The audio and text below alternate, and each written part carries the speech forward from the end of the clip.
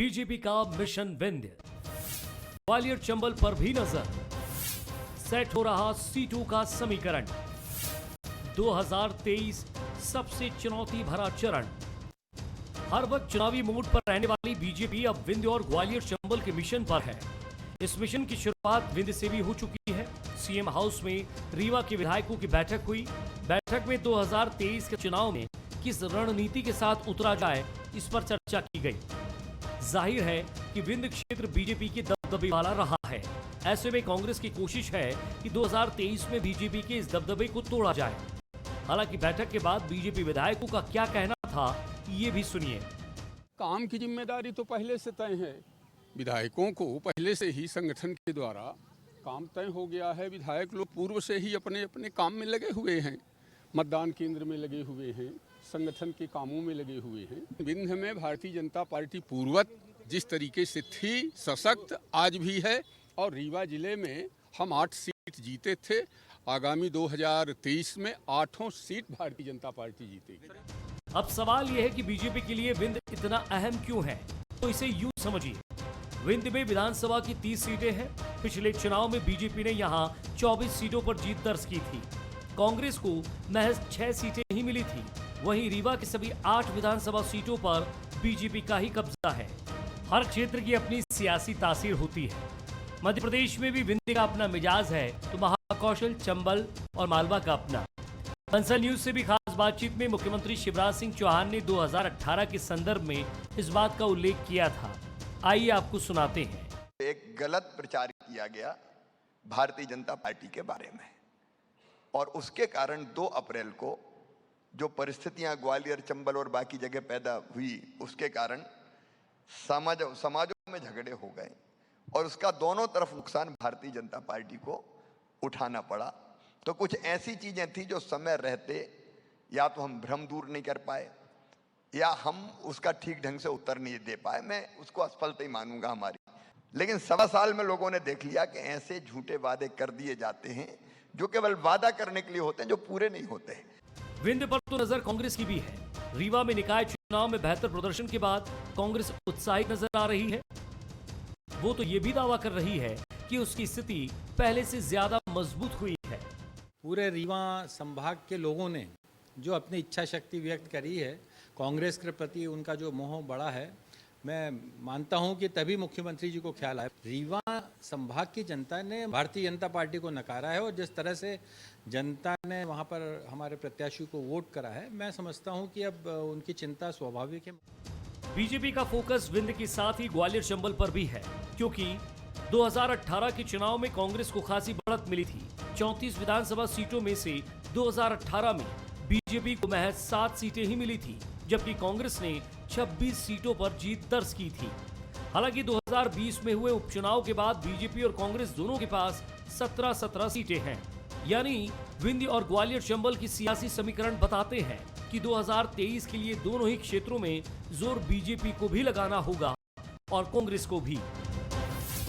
नमस्कार, मैं हूं शरद द्विवेदी और आज का हमारा मुद्दा है विंध्य, बीजेपी और बड़ा प्लान।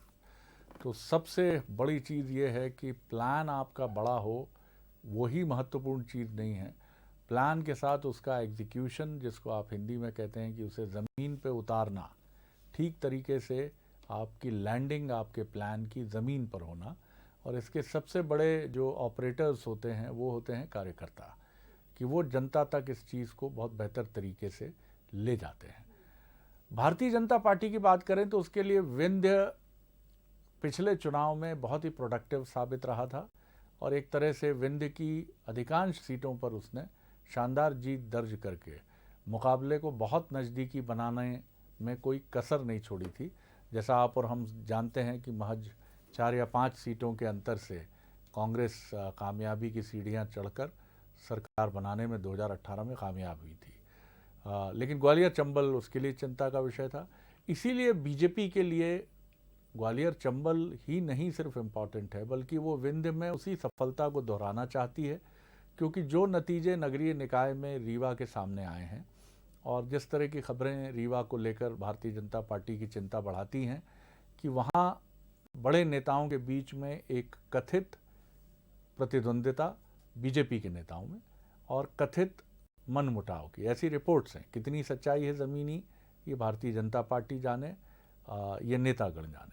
लेकिन इसकी वजह से भारतीय जनता पार्टी की चिंता काफ़ी इस दोनों रीजन्स को लेकर है, क्योंकि वो जानती है कि मध्य भारत यानी भोपाल और भोपाल संभाग और इसके आसपास का नर्मदापुरम संभाग और इसी के साथ पूरा मालवा निर्माण, यहाँ बीजेपी को चिंता नहीं है। वो सिर्फ इन दोनों रीजन को लेकर, जिसमें से एक ने उसका पिछली बार बहुत ज़बरदस्त साथ दिया, एक ने साथ नहीं दिया।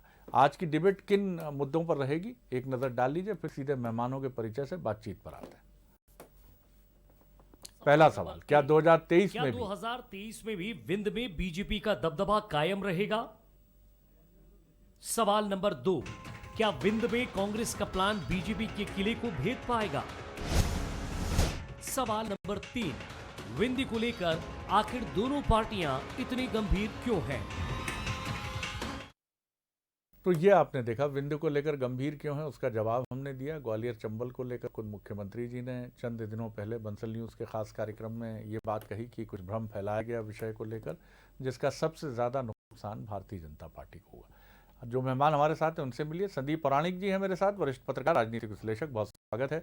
जितेंद्र मिश्रा जी हैं, प्रवक्ता कांग्रेस के, स्टाइलिश प्रवक्ता, उनका हेयर स्टाइल का अंदाज, उनका ये उनका अपना वो है सर, और इसके लिए शुक्रिया कि क्या राजनीति में मनाही है कि तरीके से सलीके से रहा जाए। पंकज चतुर्वेदी जी हैं हमारे साथ, भारतीय जनता पार्टी के सीनियर लीडर, मोटिवेशनल स्पीकर और बहुत अलग तरह से लेखक और तमाम अखबारों में लिखने वाले तो वो हैं ही। बहुत स्वागत करता हूं पंकज जी का भी। संदीप जी, पहले आप ही से शुरू करके आगे बढ़ते हैं। विंध्य और ग्वालियर बीजेपी के लिए जितने इंपॉर्टेंट हैं उतने ही कांग्रेस के लिए हैं। विंध्य के विधायकों और नेताओं की बैठक करके भारतीय जनता पार्टी ने मैसेज दे दिया है कि वो अपने मिशन की तरफ बढ़ चली है। कांग्रेस भी, अभी कमलनाथ भी ज़्यादा दिन नहीं हुए हैं जब रीवा के दौरे से लौटे हैं। हालांकि कुछ उनका व्यक्तिगत दौरा भी था, राजेंद्र सिंह जी के यहाँ जो एक दुर्भाग्यपूर्ण घटना, उनके किसी वरिष्ठ, उनके शायद संभवतः पिताजी की, जितेंद्र जी तो जी, उनका निधन हुआ था, तो वहाँ वो गए थे। लेकिन फिर भी वो लगातार विंध्य के संपर्क में है। आप किस तरह देखते हैं? देखिए शरद जी, विंध्य को और ग्वालियर चंबल को हम देखें तो 2023 के नतीजे, 13 के नतीजे और 18 के नतीजे, ये दोनों राजनीतिक दलों को जगाते रहते हैं। 13 में ग्वालियर चंबल में बीजेपी को बढ़त मिली थी, लेकिन 18 में कांग्रेस आगे निकल गई थी। हम विंध्य में आते हैं तो विंध्य में भी 13 में कांग्रेस आगे निकली थी, 18 में बीजेपी आगे निकली। दोनों राजनीतिक दल जानते हैं कि ये वो ऐसे इलाके हैं जहां उन्हें लगातार काम करने की जरूरत है। अभी हाल ही में जो नतीजे आए हैं, जैसा आपने कहा, नगरीय निकाय के भले वो 2 जगह के नतीजे हों, विंध्य की हम बात कर दे तो रीवा और सिंगरौली ये बीजेपी के हाथ से फिसल गए। चंबल में हम जाते हैं तो ग्वालियर और मुरैना के हाथ से फिसल गए। बहुत प्रेस्टीजियस। तो ये संदेश है बीजेपी के लिए कि आपको और तैयारी बेहतर करनी होगी। जैसा आपने कहा, अगर हम विंध्य की खास बात करते हैं शरद जी, तो सतना से लेके सिंगरौली तक मुझे लगता है कि बीजेपी के पास नेता बहुत हैं, लेकिन एक आवाज वाला नेता नहीं है कि जिसकी आवाज सुन के सारे लोग इकट्ठे हो जाएं, और दूरियां नेताओं में बनी हुई हैं। तो संगठन की आज जिम्मेदारी और चिंता सबसे ज्यादा यही है कि सबको एकजुट कैसे रखा जाए। नगरीय निकाय के चुनाव बहुत बड़े नतीजे नहीं कह सकते आप, लेकिन ये इशारा तो है आपके लिए, और बीजेपी मुझे लगता है कि उसे गंभीरता से ले रही है कि आने वाले समय में या जो 2023 के चुनाव हैं उससे पहले वो बेहतर तैयारी कर लें, मुझे लगता है। और उसी को लेके ये जो आज विधायकों की बैठक हुई है, ये फीडबैक है संगठन का। मुख्यमंत्री जी आप देख ही रहे हो कि लगातार जिलों जिलों से बात कर रहे हैं, प्रशासनिक अमले से व्यवस्थाओं को लेके। ये जो बैठक हुई उसमें संगठन के भी मुखिया थे, सत्ता के मुखिया भी थे और विधायक भी थे। तो कहीं ना कहीं ये जमीनी फीडबैक लिया गया है इस बैठक के जरिए, मुझे लगता है। बिल्कुल आपने ठीक कहा। और खबर ये भी है कि जब हम यहाँ स्टूडियो में गुरुवार रात 8:06-7 के आसपास ये बात कर रहे हैं कि प्रशासनिक एक फेरबदल का बड़ा रोड मैप तैयार होने के बाद वो किसी भी समय लैंडिंग के लिए प्रशासनिक फेरबदल का ये जहाज़ किसी भी समय उतर सकता है ज़मीन पर। तो इंतज़ार उसी का बाकी है कि आज रात, कल, परसों, इस हफ्ते, कब, ये तो वो मुख्यमंत्री जी और उनकी टीम जानते हैं। लेकिन उसकी तैयारी जो बताता है कि कितनी गंभीरता से काम शुरू। जितेंद्र जी, आप किस तरह देखते हैं? ग्वालियर चंबल और विंध्य, ये बड़ी उम्मीद आपकी भी है और भारतीय जनता पार्टी की भी बड़ी उम्मीद है। और मैं अगर कोई हड़बड़ी नहीं कर रहा हूं तो मैं बेहिचक ये कह सकता हूं एक पॉलिटिकल ऑब्जर्वर के नाते कि ये दोनों रीजन इस बार के चुनाव में बहुत अहम रोल प्ले करेंगे उस पार्टी के लिए जो सत्ता में ताकत के साथ बने रहना चाहती है। निश्चित तौर पर त्रिपाठी जी, दो रीजन नहीं बल्कि मैं तो द्विवेदी जी सर, द्विवेदी जी, मेरा ये जी, कहना है जी, कि आज बिंद की बात करें जी, तो बिंद में कांग्रेस मजबूत हुई है। बिंद में कांग्रेस का कार्यकर्ता मजबूती के साथ खड़ा रहा और पिछले 5 सालों से लगातार इस सरकार की नीतियों को उजागर करता रहा। दूसरी एक चीज और देखें, बिंद की बात करें या ग्वालियर चंबल की करें या महाकौशल की करें, भारतीय जनता पार्टी का कार्यकर्ता हतोत्साहित दिखा। वो जवाब देने की स्थिति में नहीं था कि महंगाई पर क्या बोले, भ्रष्टाचार पर क्या बोले, बेरोजगारी पर क्या बोले, क्योंकि लगातार उससे वादे कराए जा रहे थे और परिणाम सामने नहीं आ रहे थे। ये जो नेताओं का आपने नाम लिया कि बड़े नेताओं के बीच अनबन है, ये तो है ही, लेकिन इसके अलावा कार्यकर्ता भी इनकी बात सुनने को खाली नहीं दिखा। इस चुनाव में आप देखिए, बिंद में रीवा की सीट जहां पर कि एक मंत्री की प्रतिष्ठा दांव पे लगी थी, विधानसभा अध्यक्ष की प्रतिष्ठा दांव पे लगी थी, अपने बेटे को नहीं जिता पाए, अनेक विधायकों ने अपनी पत्नी अपने पुत्र को चुनाव लड़ाया, सारे के सारे धराशायी हुए। उसके पीछे मैं ये देखता हूं कि हमने जो घर घर चलो अभियान के माध्यम से घर घर में दस्तक दी थी, उसका भी परिणाम कहीं ना कहीं हमें देखने को मिला है। जन जागरण जो चलाया था, उसका भी परिणाम कहीं ना कहीं देखने को मिला है। आप ये देखिए, खाली ये 2 नगर निगमों की बात नहीं की जाए, नगर पंचायतों और नगर पालिकाओं को भी देखिए तो निश्चित तौर पर कांग्रेस मजबूत हुई। अब आप चंबल की बात करें, ग्वालियर चंबल की, ग्वालियर चंबल में खाली ये 2 प्रतिष्ठित सीटें नगर निगमों की नहीं, इसके अलावा आप बात करें तो लाहौर है, गोहद है, मेहगांव है, कोरमी है, मऊ है, आलमपुर, अनेक नगर पंचायतों पर कब्जा किया है कांग्रेस ने, भारतीय जनता पार्टी की सरकार। उसके पीछे कारण अगर देखा जाए तो एक तो कांग्रेस एकजुटता के साथ मजबूती से लड़ती दिखाई दी। आपने देखा होगा कांग्रेस के ऊपर गुटबाजी का आरोप द्विवेदी जी लगते थे, लेकिन कांग्रेस आज गुटबाजी से दूर है। आज सबके नेता कमलनाथ है, कहीं कोई किसी में कोई अलग से नेता की बात नहीं हो रही है। दूसरी चीज, भारतीय जनता पार्टी के अंदर गुटबाजी स्पष्ट दिखी। भारतीय जनता पार्टी के अंदर टिकटों को लेकर के बंदरबाट दिखी और आपके जैसे प्रतिष्ठित चैनलों ने ये दिखाया गया कि कांग्रेस ने नगर निगमों में टिकट वितरण बड़ी समझदारी से किए हैं और उसके परिणाम हमारे सामने आए। पंकज जी, सुनिए आपने बात अपने मित्र की, आप क्या कहेंगे? ग्वालियर चंबल विंध्य रीजन कितना इम्पोर्टेंट है ये कहने की ज़रूरत नहीं है, और किस तरह की रणनीति के साथ आप आगे बढ़ेंगे वहाँ, उसका खुलासा तो यहाँ जाहिर तौर पर करना उचित नहीं है, रणनीति का खुलासा नहीं किया जाता, लेकिन जो मजबूती और ऊपर ऊपर से जो बातें की जा सकती हैं उसके लिए प्रस्तुत हैं आप जी। शरद जी, पहले तो मैं निवेदन करूंगा कि भारतीय जनता पार्टी में सत्ता और संगठन, जैसा कहा जाता है ना, सरकार माननीय मुख्यमंत्री जी और संगठन यानी माननीय प्रदेश अध्यक्ष वी डी शर्मा और संगठन के जुड़े अन्य जिम्मेदार और पदाधिकारी, ये सब भारतीय जनता पार्टी के विधायकों से सतत संवाद करते हैं। आपको स्मरण होगा कुछ समय पहले मुख्यमंत्री जी ने सारे विधायकों की बैठक बुलाई थी, क्षेत्र के विकास कार्यों की बातचीत की गई और मध्य प्रदेश के सारे क्षेत्र की 30 सीटें हो या ग्वालियर चंबल की 34 सीटें हो, महाकौशल हो, बुंदेलखंड हो, मालवा हो, मध्य भारत हो, सारे जगह भारतीय जनता पार्टी के नेता कार्यकर्ता सतत रूप से कार्य करते हैं। इन दोनों क्षेत्र विशेष की जिनकी आज हम चर्चा करें, इनकी शरद जी एक विशेषता और है कि दोनों क्षेत्र उत्तर प्रदेश से लगे हुए हैं। चाहे विंध्य की बात करें या ग्वालियर चंबल की बात करें, दोनों क्षेत्र उत्तर प्रदेश से लगे हुए हैं और दोनों जगह उत्तर प्रदेश की एक जगह पूर्वी उत्तर प्रदेश का प्रभाव, एक जगह पश्चिमी उत्तर प्रदेश का प्रभाव है और वो वहाँ की संस्कृति में दिखता है। और यदि परिणामों की बात करें, चुनाव की बातचीत करें, तो शरद जी मैं बहुत आश्चर्यचकित हूं कि जब भी यदि विश्लेषण होता है इन चुनावों का तो खाली महापौर की जीत के आधार पर होता है। हम स्वीकार करते हैं कि ग्वालियर हमारे, मुरैना हमारे, रीवा की सीट हार गए, सिंगरौली की सीट हार गए, पर महापौर हारे। सिर्फ मुरैना को छोड़कर ग्वालियर में मेजोरिटी पार्षद भारतीय जनता पार्टी के, सिंगरौली में मेजोरिटी ऑफ पार्षद भारतीय जनता पार्टी के, रीवा में मेजोरिटी ऑफ पार्षद भारतीय जनता पार्टी के। तो वो भी लोग थे ना शरद जी जिन्होंने भारतीय जनता पार्टी के पार्षद को कमल के निशान पर वोट दिया। ऐसा तो नहीं कि उनके मत का कोई मूल्य नहीं है।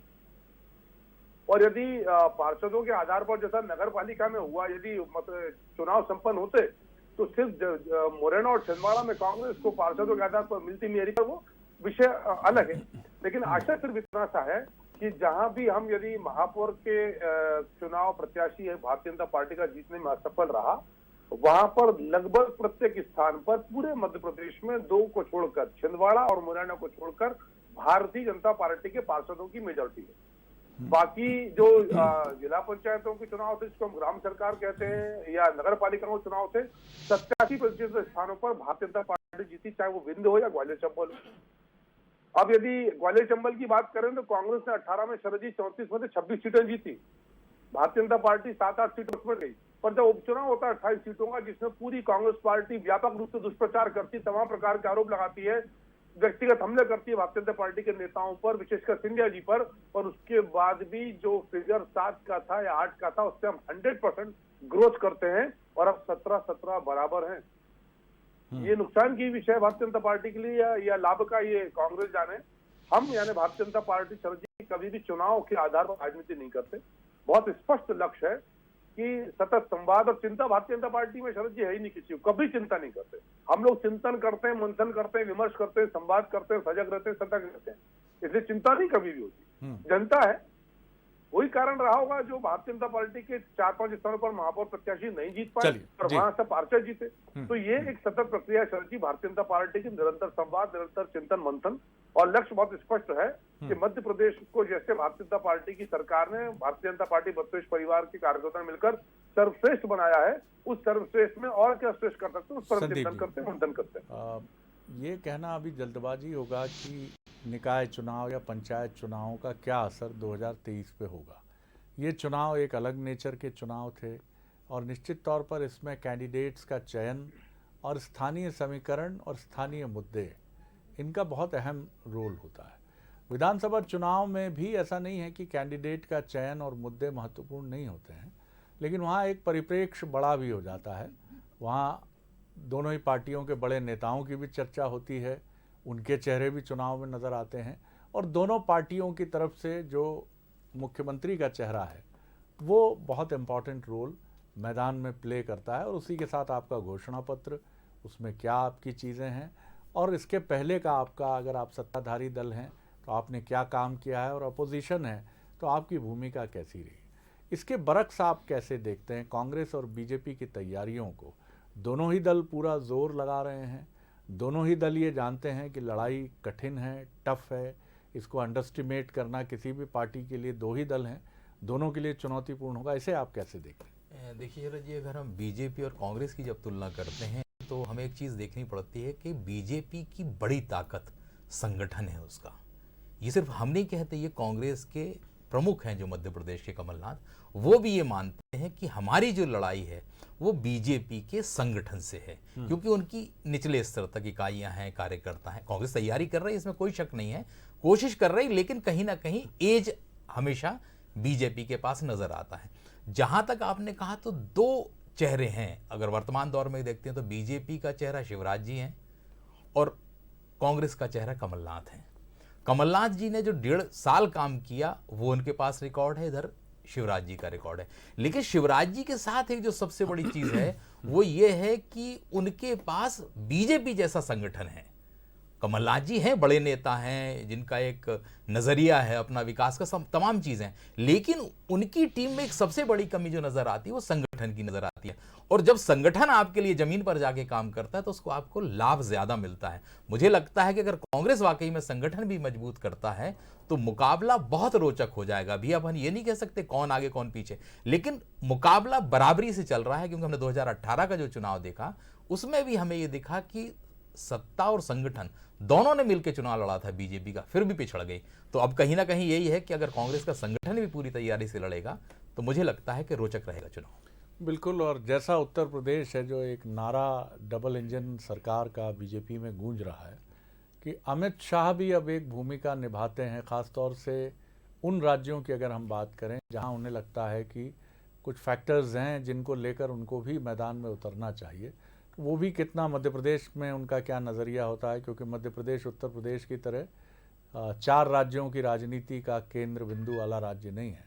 इसलिए मध्य प्रदेश में यहाँ का जो मुख्य नेता है और शिवराज जी ये काम बखूबी करते आए हैं, उन्हीं पर पार्टी छोड़ती आई है। लेकिन डबल इंजन का नारा कितना मध्य प्रदेश में 2023 में, और उसमें दिल्ली के नेताओं की क्या भूमिका हो सकती है, ये देखना भी काफ़ी उस समय दिलचस्प होगा। जितेंद्र जी, आपके पास एक ही नाथ हैं और वही नाथ बीते 2018 जून से कांग्रेस के भी नाथ हैं और कांग्रेस की उम्मीदों के भी नाथ हैं, नाम कमलनाथ है। किस तरह से आप देखते हैं कि इस नाथ के सहारे आपकी नैया पार करने के लिए आपका संगठन, आपके दूसरे तमाम बड़े नेता, ये बिल्कुल आप सही कह रहे हैं कि अभी सब एकजुट प्रतीत होते हैं, लेकिन कांग्रेस कांग्रेस है, अंदर क्या कहानी है कहना कठिन है, लेकिन अभी सब एकजुट दिख रहे हैं, कोई विरोध का और कोई नकारात्मकता का स्वर नहीं। देखिए द्विवेदी जी, सबसे पहली चीज तो ये पौराणिक जी ने जो बात कही है कि सत्ता और संगठन में फर्क है, इस बात को हम स्वीकार करते हैं, जब तो हम 15 सालों से सरकार से बाहर थे। लेकिन ध्यान दिया गया संगठन पे। एक आरोप हमारे ऊपर लगता था कि कांग्रेस के अंदर गुटबाजी हुआ करती है। आज आपने देखा होगा कि गुटबाजी नाम की चीज कांग्रेस के अंदर नहीं है। इसके बाद संगठन की बात की जाए तो संगठन को मजबूत करने की दिशा में लगातार काम किया गया। ब्लॉक कमेटियां हमारे पास थी, उसको नीचे ले जाकर के मंडल और सेक्टर और अब पन्ना प्रभारी पर काम शुरू हुआ है। रहा सवाल, अभी ये बात आई कि नगर निगम, स्थानीय निकाय और विधानसभा के चुनाव में अंतर होता है। अभी जो हाल में उपचुनाव हुए 4, उसमें आपने देखा कांग्रेस के संगठन की बदौलत हमने रैगांव जीता, कांग्रेस के संगठन की बदौलत हमने दमोह जीता, और 2 विधानसभा और 3, जिसे जोबट और पृथ्वीपुर की बात करें तो भारतीय जनता पार्टी का कार्यकर्ता चुनाव लड़ने में संकोच महसूस कर रहा था, क्योंकि उसके खिलाफ माहौल दिख रहा था और कांग्रेस से लाकर के चुनाव लड़ाया गया और पृथ्वीपुर में आपने सपा से लाकर के चुनाव लड़ाया। आपका वो कार्यकर्ता जो मेहनत कर रहा था वो कहाँ था, उसको क्यों टिकट नहीं मिला, ये प्रश्नवाचक चिन्ह भारतीय जनता पार्टी की सरकार पे खड़ा होता है। मैं ये मानता हूं कि आज जो माहौल 2018 में था उससे ज्यादा बढ़त हमने नगर निगमों के माध्यम से और इन उपचुनाव के माध्यम से देखी है कि आशीर्वाद कांग्रेस के साथ है। और कांग्रेस खाली संगठन नहीं, आज ये भी देखा जाता है कि मुद्दे कौन से माहौल में है, मुद्दे कौन से गर्म है। आज खाली संगठन कहां तक काम करेगा जब आपके पास मुद्दे नहीं होंगे। आज महंगाई पर जवाब देने के लिए कार्यकर्ता के पास जवाब नहीं है, उसके लिए संगठन कितना भी मजबूत हो, चौराहे पर खड़े होकर उसके पास जवाब नहीं होता। रोजगार की बात करें तो मध्य प्रदेश की स्थिति किसी से छिपी नहीं है। मध्य प्रदेश की सड़कें वॉशिंगटन से अच्छी नहीं है, ये आदमी ने देख लिया और उसका परिणाम नगर निगम में आ गया। 2018 में हमने दिखाया, 4 उपचुनाव में दिखाया और अभी हाल में आपने देखा नगर निगम चुनाव में भी परिणाम सामने आए। आज भारतीय जनता पार्टी को स्थानीय निकाय के चुनाव में टेंडर वोटिंग करना पड़ रहा है। ये आपको स्थिति समझ में आ जाना चाहिए। भारतीय जनता पार्टी ने जब देखा कि नगर निगमों में हार होती जा रही, नगर पालिकाओं में हार होती जा रही, इसके बाद 87% की बात कर रहे हैं, मुझे तो बड़ा आश्चर्य हो रहा है, ये आंकड़ा लाए कहां से। तो फिर उन्होंने ये तय किया कि जहां जहां मुख्य नगर निगम है वहां पर टेंडर वोट डाल दो, वोटर को वोट मत देने दो। सर लेकिन जितेंद्र भाई, ये बात हम बार बार करते हैं कि आप अपनी ताकत की बात नहीं करते। ये बिल्कुल सही बात है कि अपोजिशन की टेंडर वोट सर जी कहाँ डाला सर? कौन सी नगर निगम में टेंडर वोट? उज्जैन की बात कर रहे हैं, उज्जैन की तरफ इशारा है। अरे भोपाल में, उज्जैन में भी डाला, जिला पंचायत में भोपाल में डाला, आपने देखा, हमने देखा, सबने देखा। पंकज जी, अरे मंत्री वोटर को लेकर के जा रहे हैं पंचायत में, जिला पंचायत में, नगर निगम की बात मैं उधर कर रहा हूँ, यहाँ जिला पंचायत में आपने भी देखा। पंकज चलिए लेकिन महत्वपूर्ण बात यही है, चलिए मैं लौटूंगा उस पर एक कमेंट जरूर लूंगा आपका। नहीं सर, आप बात पूरी करिए सर जी, आप बात पूरी करिए। हाँ, कि अपनी ताकत पे चुनाव जीता जाता है, ये सबसे महत्वपूर्ण बात है।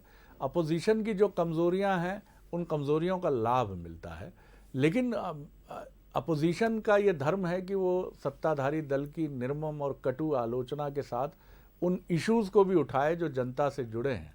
लेकिन आपकी अपनी ताकत क्या है, आप किन चीज़ों पर फोकस करेंगे? बहरहाल पंकज जी, आपकी ताकत, ये सवाल बहुत अहम है कि आपकी ताकत संगठन है, आपकी ताकत एक अद्भुत नेता हैं आपके मुख्यमंत्री शिवराज सिंह चौहान, जो पूरे मध्य प्रदेश पर, और अब आपके साथ सिंधिया जी जैसे लीडर भी हैं जो एक अलग अपना करिश्मा रखते हैं।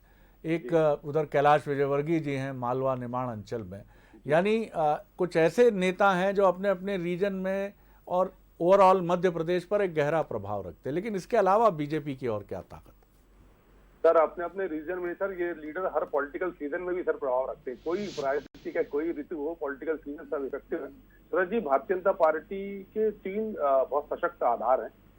पहला विकास, दूसरा विकास और तीसरा भी विकास। और विशुद्ध रूप से भारतीय जनता पार्टी की सरकारें इस प्रांत में या राष्ट्र में कहीं भी यदि बातचीत करती हैं, विकास के आधार पर बात करती हैं। देश की विकास दर का विषय है पिछली तिमाही का सबके सामने। मैं मध्य प्रदेश के संदर्भ में बात करता हूँ। मध्य प्रदेश की विकास दर पिछले वित्तीय वर्ष में 29.74% थी। मध्य प्रदेश में बेरोजगारी की दर 2% है, कांग्रेस के राजस्थान में 29% है। सबके सामने आंकड़े फिगर्स हैं। मध्य प्रदेश की प्रति व्यक्ति आय जो 2003 में 33,000 रुपए थी, अब 1,24,000 रुपए, 11 लाख करोड़ की जीएसडीपी, ओवरड्राफ्ट, कर्ज झंझट खत्म, बिजली की समस्या खत्म, पानी की समस्या खत्म, सड़कों का जाल बिछा हुआ है। और जिस 87% के आंकड़े की बातचीत हमारे स्टाइलिश में तो जितेंद्र शर्मा जी कर रहे थे, जरा जाइए राज्य निर्वाचन आयोग की वेबसाइट पे देखिए। जितेंद्र जी, मेरा आपसे सुझाव है, संभवतः आपसे अनुभव आयु दोनों में बड़ा होगा, थोड़ा अध्ययन करेंगे तो आनंद आएगा। ये मैं इसलिए कह रहा हूँ कि बंसल न्यूज पर शरद जी के सामने बैठकर गलत आंकड़ा पेश करने की मजाल बड़े बड़े नेताओं की नहीं, मैं तो बहुत आत्मा से कार्य करता हूँ। सही बात है आप, 87, लेकिन गलत आंकड़े आप कर रहे हैं पेश। सर सुन तो लीजिए, मैं कह रहा हूँ सर 87% फिर से चेक करिएगा सर। नगर निगम में, नगर पालिकाओं में 87% और अपना सॉरी नगर निगम, नगर पंचायत और ग्राम सरकार में 87% स्थानों पर भारतीय जनता पार्टी जीती। मैंने फिगर दिया आपको, आप बता दीजिए कि मुरैना के अलावा, चंदबाग के अलावा कहाँ भारतीय जनता पार्टी के नगर निगम उसका भी कितना इम्पैक्ट होगा ये वक्त बताएगा। जितेंद्र जी कुछ सेकंड, कुछ सेकंड बताओ ना, मैं तो पूछ रहा हूँ आपसे। देखिए के और छिंदवाड़ा और मुरैना के अलावा आपने जो 87% की बात की पंकज जी, कोई जगह मेजोरिटी उसमें आपने कांग्रेस के विजयी प्रत्याशियों को शामिल किया। उनको सुन लीजिए जी। हाँ बोलिए पंकज जी। देखिए शरद जी, जिला पंचायत के चुनाव चिन्ह के आधार पर नहीं होते, वो विचारधारा के आधार पर होते हैं। और किसी को भी चुनाव चिन्ह आवंटित नहीं था।